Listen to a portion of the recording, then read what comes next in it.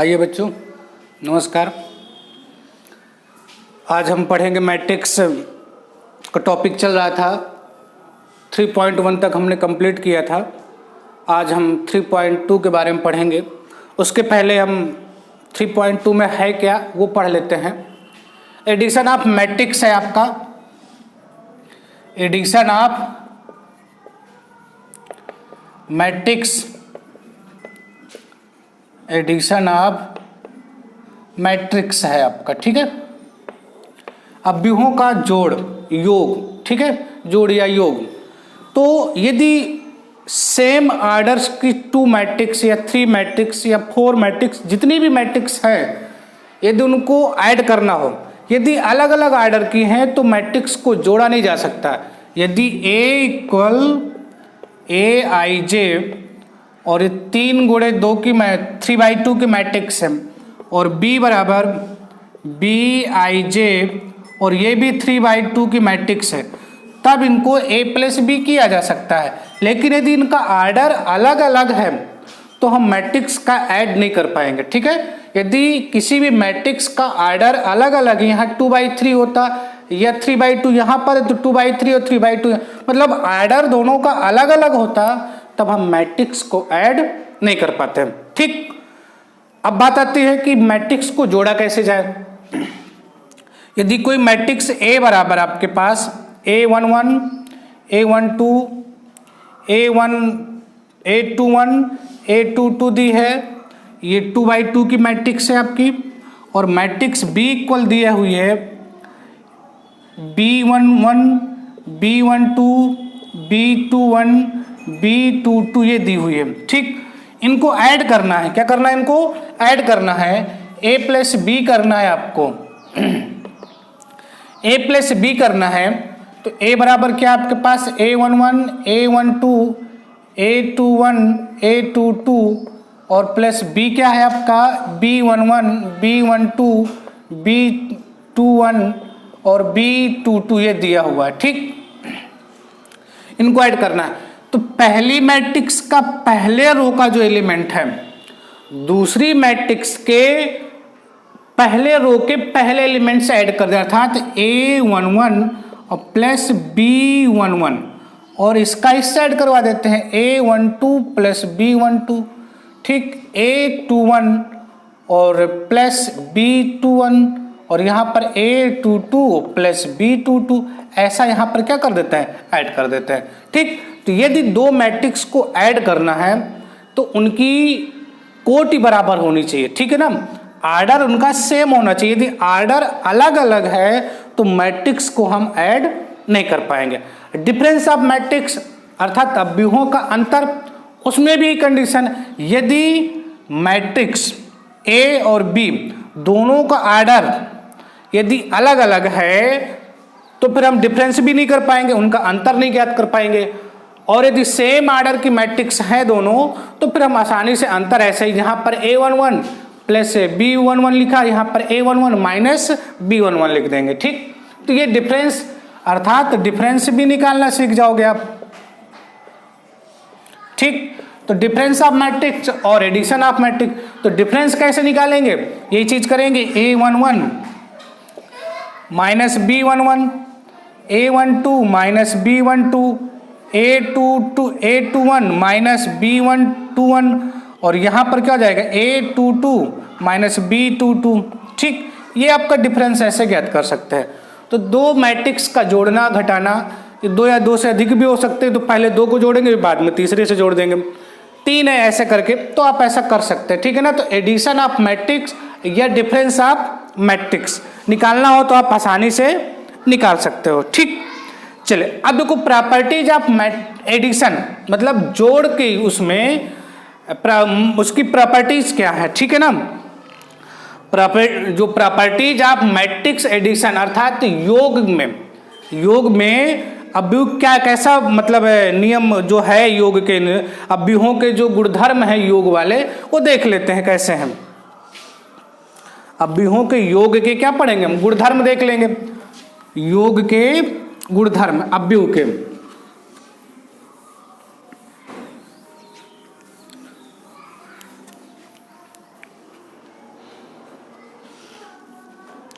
Properties of matrix editions, ठीक है ना। तो अवयवों के योग के गुणधर्म,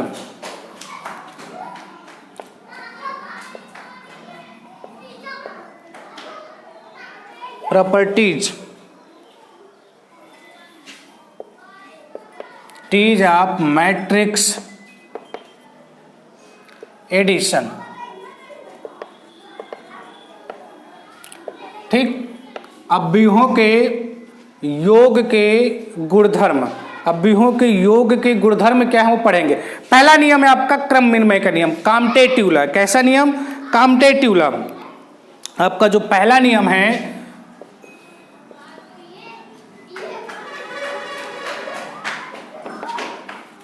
कॉम्टेटिव लॉ, क्रम विनिमय नियम।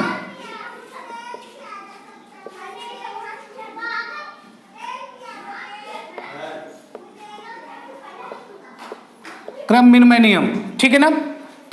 तो मैट्रिक्स में यदि समान आर्डर की दो मैट्रिक्स है, ए बराबर ए आई जे और बी बराबर बी आई जे, ठीक है ना, m बाई n या p बाई s, लेकिन ये m और n, m बाई n और p बाई s ये समान आर्डर के मैट्रिक्स है। कैसे हैं? समान आर्डर के मैट्रिक्स है, तभी उनको कॉम्टेटिव लॉ जो है प्रॉपर्टीज ऑफ मैट्रिक्स एडिशन अर्थात योग के नियम में जो क्रम विनिमय नियम है, किसके नियम में?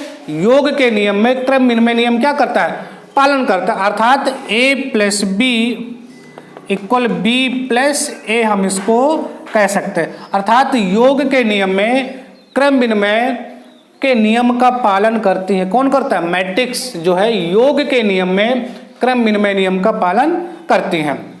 जो मैट्रिक्स हैं योग के नियम में, किसके नियम में? योग के, अर्थात एडिशन के लॉ में कॉम्टेटिव लॉ को क्या करती है? पालन करती है। इसके बाद हम पढ़ेंगे associative law. Associative law,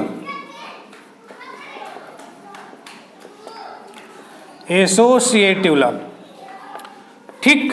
associative law मतलब कोई तीन मैट्रिक्स है, ए बराबर ए आई जे, बी बराबर आपका कोई मैट्रिक्स है बी आई जे और सी बराबर कोई मैट्रिक्स है सी आई जे।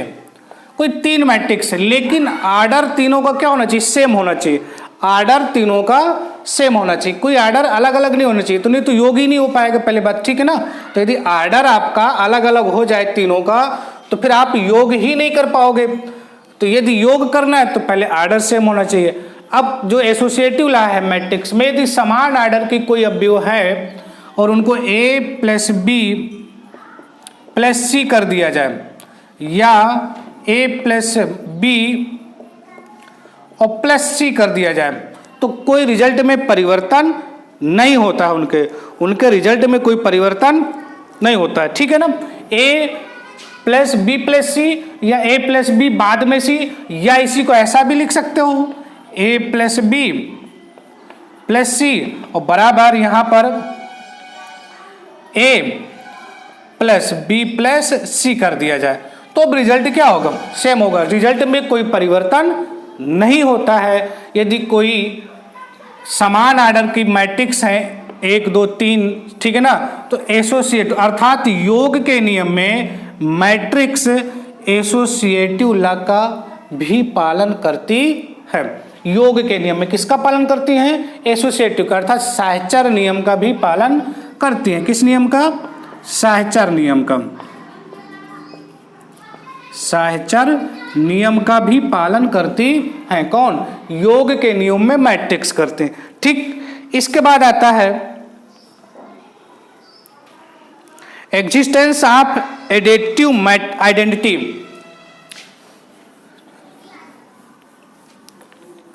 Existence of additive identity.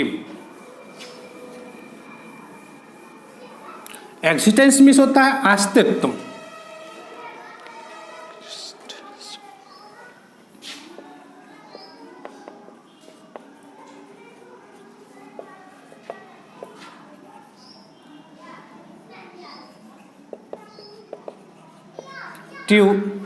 Identity.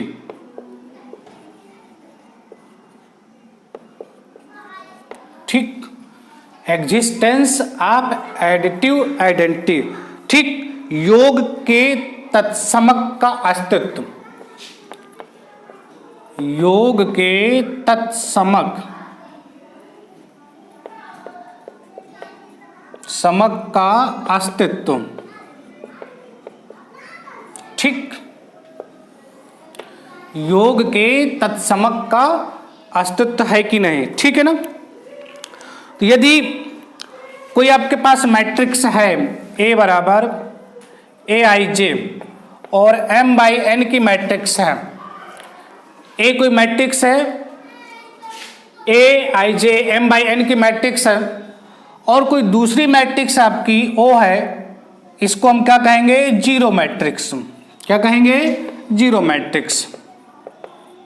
ठीक, कोई एक मैट्रिक्स है और ये क्या है, जीरो मैट्रिक्स है, तो यदि A प्लस जीरो किया जाए या 0 प्लस A किया जाए तो मैट्रिक्स क्या रहेगी आपकी, A रहेगी। ठीक है ना, 0 प्लस A किया जाए या A प्लस जीरो, अर्थात जीरो मैट्रिक्स का मतलब 0 0 ऐसा करके जितने भी आर्डर की मैट्रिक्स ये होगी उतनी आर्डर की इसको ले लेंगे, और 0 प्लस A करेंगे या A प्लस जीरो करेंगे तो रिजल्ट क्या आ जाएगा, A आएगा। अर्थात क्या है, योग के तत्समक का अस्तित्व, अर्थात योग में यदि जीरो को जोड़ा जाए तो रिजल्ट में कोई परिवर्तन नहीं होता। यदि सब्ट्रैक्ट किया जाए, 0 माइनस A किया जाए तो रिजल्ट में परिवर्तन हो जाएगा, क्योंकि निगेटिव मैट्रिक्स हो जाएगी।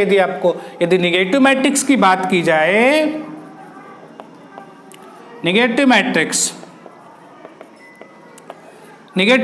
A कोई आपकी पॉजिटिव, इसका निगेटिव मैट्रिक्स क्या हो जाएगा, माइनस A हो जाएगी, तो ये क्या कहलाएगी, A की निगेटिव मैट्रिक्स। ठीक है ना, ये क्या कहलाती है, A की निगेटिव मैट्रिक्स है। तो यदि 0 माइनस A कर दिया जाए तो रिजल्ट में परिवर्तन हो जाएगा, लेकिन 0 प्लस A किया जाए या A प्लस जीरो किया जाए तो रिजल्ट में कोई परिवर्तन नहीं होता है। अर्थात इसका जो रिजल्ट है वो A प्लस जीरो या 0 प्लस A किया जाए तो कोई नियम में परिवर्तन नहीं होता है। इसका इन्वर्स कर दिया जाए, यदि हम इसका क्या कर दें, इन्वर्स कर दें, यदि हम कह दें कि योग के प्रतिलोम का अस्तित्व, योग के प्रतिलोम का अस्तित्व, तो प्रतिलोम का यही चीज है, यदि 0 माइनस A कर दिया जाए तो वहां पर क्या हो जाएगा, माइनस मैट्रिक्स मिल जाएगी, तो निगेटिव मैट्रिक्स हो जाएगा। ठीक है ना, मान तो नहीं मतलब संख्यात्मक मान नहीं बदलेगा, लेकिन साइन वाला मान क्या हो जाएगा, बदल जाएगा। यहां पर पॉजिटिव मैट्रिक्स मिलेगी, यहां पर कैसी मैट्रिक्स मिल जाएगी, निगेटिव मैट्रिक्स मिल जाएगी। संख्याएं तो वही रहेंगी लेकिन मैट्रिक्स का साइन बदल जाएगा। नेक्स्ट, अब देखिए,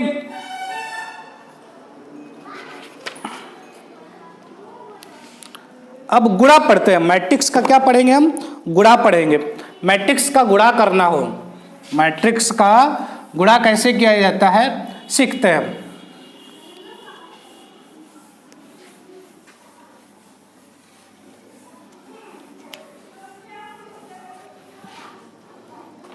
यदि कोई मैट्रिक्स आपके पास A है,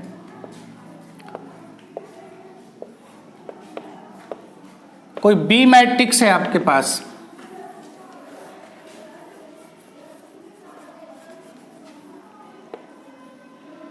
-1 2 0 -3, इनका गुणा करना है, अर्थात AB गुणा करना है इनका, मल्टीप्लिकेशन। तो 2 3 0 -1, और यहां पर इसका गुणा करेंगे तो -1 2 0 -3, ये मल्टीप्लिकेशन करना है। ठीक बच्चों, दूसरी बात, यदि मैट्रिक्स में मल्टीप्लिकेशन करना है तो यदि पहली मैट्रिक्स की जितनी रो होती है और यदि दूसरी मैट्रिक्स में उतने कॉलम हो तो गुणा हो जाता है। यदि पहली मैट्रिक्स में रो की संख्या कम या दूसरी मैट्रिक्स के कॉलम की संख्या रो से ज्यादा हो जाए पहली वाली की अपेक्षा, इसकी रो की संख्या इसके कॉलम से ज्यादा हो जाए या इसकी रो की संख्या इसके कॉलम से कम हो जाए, अर्थात कॉलम ज्यादा हो जाए या रो कम हो जाए या रो ज्यादा हो जाए कॉलम कम हो जाए, तो फिर मल्टीप्लिकेशन नहीं किया। जितनी रो हो उतने ही कॉलम हो तो मैट्रिक्स का मल्टीप्लिकेशन आसानी से किया जा सकता है। तो ए बी बराबर आप करेंगे यहां पर, तो पहली रो, यहां पर पहली रो लेते हैं। ये रो है आपकी, क्या है ये रो है। पहली रो को दूसरी मैट्रिक्स की पहले कॉलम से, ये पहली रो और ये पहला कॉलम, ठीक बच्चों। तो 2 का गुणा 1 से करेंगे तो -2, ठीक। 2 का गुणा -1 से करेंगे तो -2, और फिर इसी रो का दूसरा एलिमेंट और इस कॉलम के दूसरे एलिमेंट से 3 मल्टीप्लिकेशन 0, और अगली जो आने वाली मैट्रिक्स है उसके पहले एलिमेंट में इसके पूरे गुणन को ऐड कर दिया जाता है। बात समझ में आ गई ना। इसका पूरा मल्टीप्लिकेशन करेंगे पहली रो का पहले कॉलम से, तो पहली रो का पहला एलिमेंट, पहले कॉलम का पहला एलिमेंट का मल्टीप्लिकेशन, फिर उसी रो का दूसरा एलिमेंट, उसी कॉलम का दूसरा एलिमेंट, उन दोनों का आपस में क्या करेंगे, ऐड करेंगे, और फिर इसी का मल्टीप्लिकेशन इस दूसरे वाले कॉलम से करेंगे तो आगे आने वाली मैट्रिक्स के रो का दूसरा एलिमेंट मिलेगा। 2 2 जा 4, 3 3 जा 9, लेकिन का एक माइनस के, ये हो गया। फिर 2 मल्टीप्लिकेशन -1 तो 0, -0 हो जाएगा यहाँ पर भी ये, ठीक। फिर 0 2 हो जाएगा यहाँ पर, और प्लस के 3 हो जाएंगे। तो क्या रिजल्ट आएगा यहाँ पर बच्चों, -2, -5, और ये 0 और ये 5। तो ये आपका क्या गया, मल्टीप्लिकेशन। बात समझ में आई ना। चलिए अभी और देखते हैं, और सीख लेते हैं 1 2 ठो।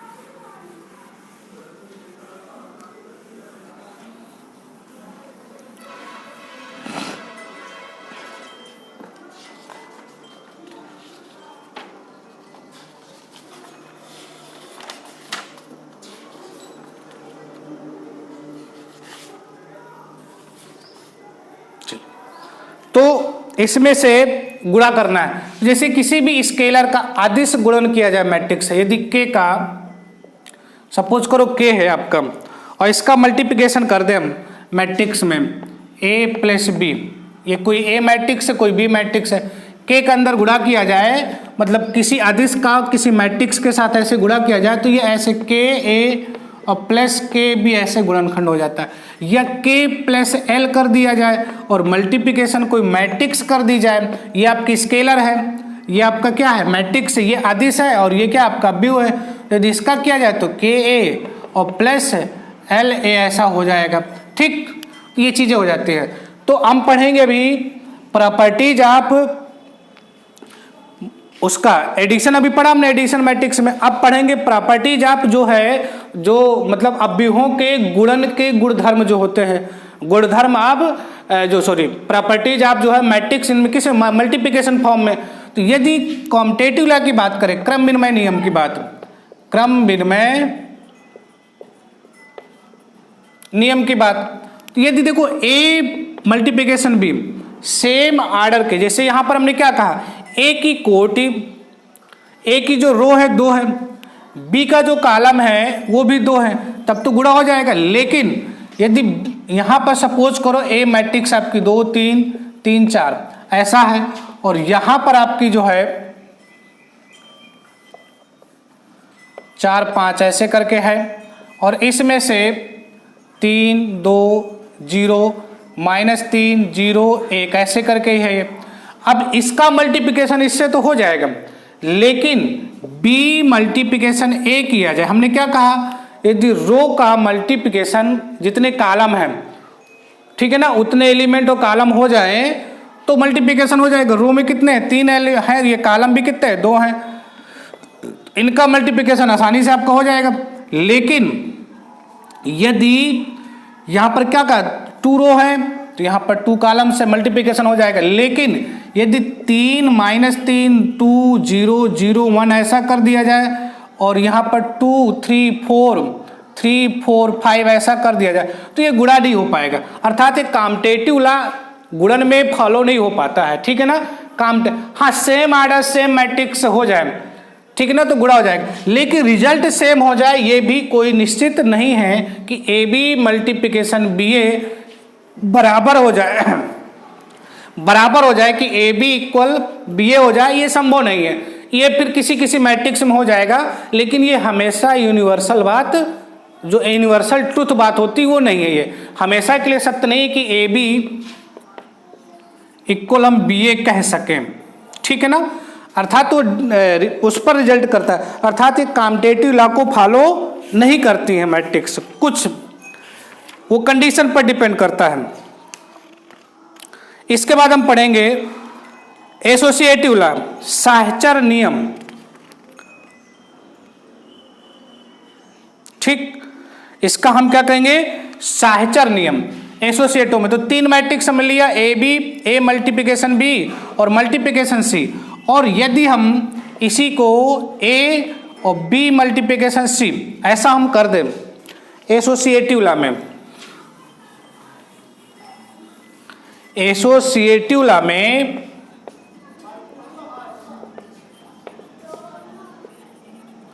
एसोसिएटिव लॉ में यदि ए मैट्रिक्स मल्टीप्लिकेशन बी मैट्रिक्स आप मल्टीप्लिकेशन सी इक्वल ए मैट्रिक्स आप मल्टीप्लिकेशन बी सी, यदि ए मैट्रिक्स है और बी मैट्रिक्स का गुणन किया जाए और फिर सी से करा दिया जाए और बी सी का मल्टीप्लिकेशन करा के फिर ए से करा दिया जाए, तो रिजल्ट क्या होगा, हमेशा सेम होगा। अर्थात मैट्रिक्स में एसोसिएटिव लॉ का पालन होता है, ठीक है बच्चों, एसोसिएटिव लॉ का पालन होता है। नेक्स्ट, हाँ, लेकिन जहां पर कॉम्टेटिव की बात होती है, यदि ए बी है और बी ए है, तो ये परिभाषित तब डिफाइन तभी होगा जब ये दोनों A and B are square matrix, क्या हो जाए, ये आर स्क्वायर मैट्रिक्स, ये तभी दोनों डिफाइन होगा, ए बी बराबर बी। लेकिन बराबर हो जाए ये भी संभव नहीं है, मल्टीप्लिकेशन हो जाएगा लेकिन बराबर हो ये संभव नहीं है, ठीक है ना। मल्टीप्लिकेशन हो जाएगा लेकिन रिजल्ट कुछ भी हो सकता है, ठीक। ए बी मल्टीप्लिकेशन बी ए तो हो जाएगा लेकिन रिजल्ट सेम, मतलब जो रिजल्ट इसमें आया है और वही रिजल्ट इसमें आ जाए, ऐसा संभव नहीं है। नेक्स्ट बच्चों, तो ये साहचर नियम पढ़ लिया अभी आपने। इसके बाद वितरण नियम, ठीक है ना। इसका जो वितरण नियम है, डिस्ट्रीब्यूटिव लॉ, वितरण नियम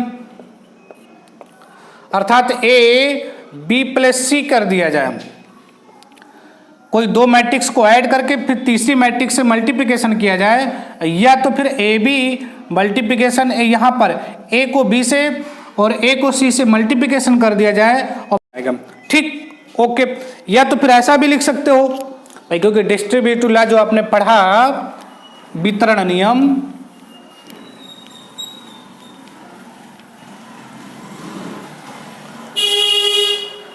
वितरण नियम अभी क्या बताए कि ए कोई मैट्रिक्स है तो बी प्लस सी कर दिया जाए पहले, फिर या जब इसका मतलब ये तो ये बी प्लस सी और करने के बाद ए से मल्टीप्लिकेशन कर दो तो जो रिजल्ट आएगा, या तो ए बी मल्टीप्लिकेशन करो और फिर ए सी मल्टीप्लिकेशन, तो ये जो रिजल्ट आएगा ये दोनों रिजल्ट क्या होंगे, सेम होंगे।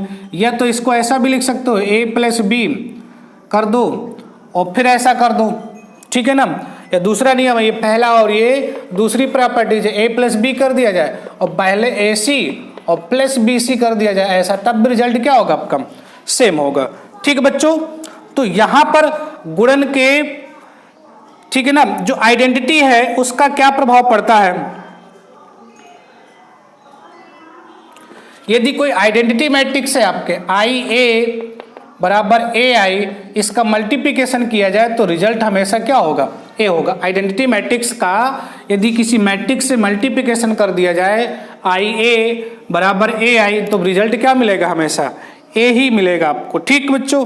तो इस मैट्रिक्स के बारे में हम अगली क्लास में एक गुणा समझा देते, फिर इसके बाद हम अगली क्लास में इसकी एक्सरसाइज सॉल्व करेंगे बच्चों, ठीक है ना। इसकी क्या करेंगे, एक्सरसाइज सॉल्व करेंगे। एक मल्टीप्लिकेशन और आपको समझा देता हूं, इसके बाद फिर एक्सरसाइज हम नेक्स्ट क्लास में पढ़ेंगे। यदि कोई मैट्रिक्स है आपके पास ए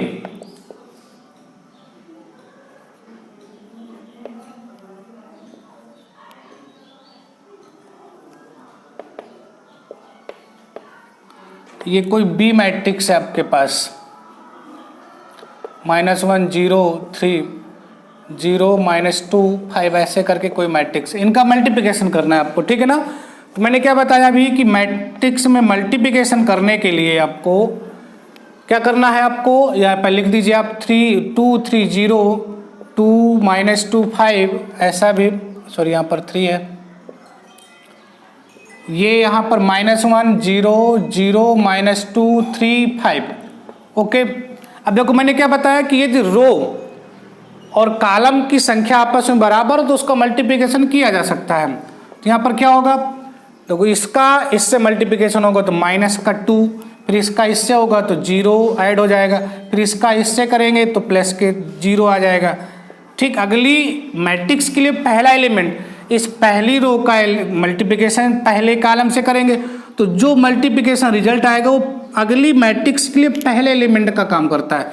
फिर इसी गुणा इससे करेंगे 0 हो जाएगा, 3 2 जा 6 हो जाएगा और ये 0 हो जाएगा, क्योंकि इससे इसका, इसका इससे और इसका इससे, फिर इसका इससे करा दीजिए तो जाएगा -2, फिर इसका 0 से करेंगे -2 का तो 0 हो जाएगा, 5 का 3 से करेंगे तो 15 हो जाएगा, इसके बाद फिर इससे करेंगे तो 0, फिर प्लस के 4, 5 5 जा 25। ओके, तो यहाँ पर जो रिजल्ट आ जाएगा वो यहाँ पर हो जाएगा -2 -6, फिर यहाँ पर हो जाएगा +13 और यहाँ पर हो जाएगा 29। तो ये क्या हो गया आपका मल्टीप्लिकेशन। तो बात समझ में आ गई कि मल्टीप्लिकेशन कैसे करते हैं। तो मल्टीप्लिकेशन मैंने आपको बताया था कि जो मैट्रिक्स ए है उसमें जो रो है और जो मैट्रिक्स बी है उसके जो कॉलम है वो संख्याएं आपस में बराबर होनी चाहिए, तो फिर आप उसका मल्टीप्लिकेशन आसानी से कर सकते हैं, ठीक है। और यदि पहले मैट्रिक्स में रो की संख्या ज़्यादा हो, दूसरे मैट्रिक्स में कॉलम की संख्या ज़्यादा हो, या मतलब कॉलम कम हो या मैट्रिक्स ज़्यादा हो, तो फिर मल्टीप्लिकेशन करना आसान नहीं, मतलब होता ही नहीं गुणा, उसका मल्टीप्लिकेशन नहीं किया जा सकता है। ठीक, तो बच्चों बात समझ में आ गई।